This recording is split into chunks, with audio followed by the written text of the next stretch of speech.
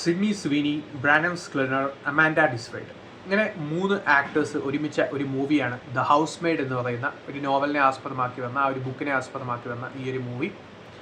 ഫ്രീഡ മിക്ഫാഡനാണ് ആ ഒരു കഥ എഴുതിയത്. ഫ്രീഡ മിക്ഫാഡനാണ്.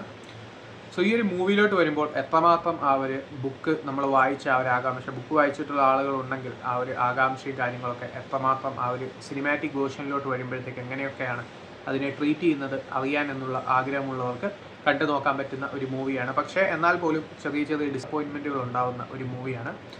സോ ഒരു മൂവിയിൽ ഒരു സൈക്കോളജിക്കൽ ത്രില്ലർ മൂവി എന്നൊരു ജേണറിൽ വരുന്ന മൂവിയാണ്.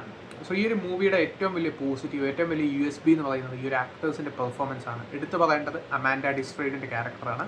സോ ആ ഒരു ക്യാരക്ടർ പോകുന്ന സാഹചര്യങ്ങൾ, ആദ്യം തൊട്ടേ കുറേ മിസ്റ്ററികളുള്ള, നിഗൂഢതകളുള്ള ഒരു കഥാപാത്രമാണ്. അത് സ്ക്രീനിൽ എത്തിക്കുമ്പോൾ ആ ഒരു ക്യാരക്ടറിൻ്റെ സൈക്കോളജിക്കൽ രീതിയിലുള്ള പ്രശ്നങ്ങളും കാര്യങ്ങളും സംഭവങ്ങളും ഒക്കെ ഉള്ളൊരു കഥാപാത്രമാണ് നമുക്ക് ആദ്യം തന്നെ മനസ്സിലാവും.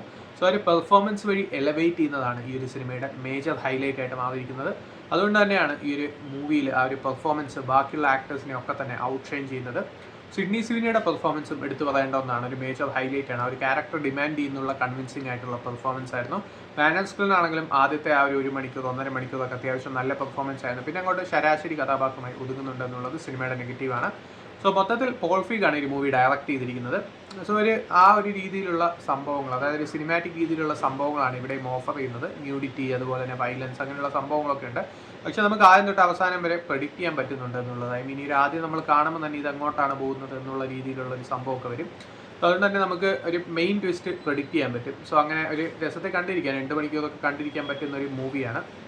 എന്നാൽ പോലും ആ ഒരു വലിയ സംഭവം എക്സ്പെക്ട് ചെയ്താൽ ഒരു ഡിസപ്പോയിൻമെൻ്റ് ആവും. കാരണം എന്താണെന്ന് വെച്ചാൽ ഇതൊരു നോർമൽ മൂവി എന്ന രീതിയിൽ, വാച്ചബിൾ മൂവി എന്ന രീതിയിൽ കണ്ടു മറക്കാം. അതല്ലാതെ കാര്യമായിട്ടുള്ള സംഭവങ്ങളൊന്നും ഓഫർ ചെയ്യാത്തൊരു മൂവിയാണ്.